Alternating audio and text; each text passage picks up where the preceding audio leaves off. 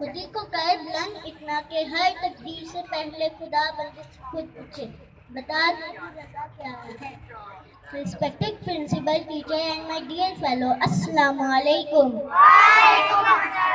Today we are celebrating Iqbal Day. I will tell you about Allama Iqbal.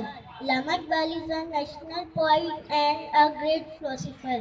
He was born on 9 November 1877 in Sialkot. He saw the dream of Pakistan.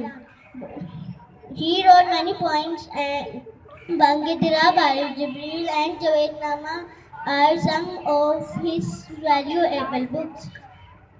Iqbal had the vision of independent state for Muslims of subcontinent, but unfortunately he could not see the independence for Muslims and died on 21st December April 1938. He was buried in Lahore near Bacha Mosque. May his soul rest in peace.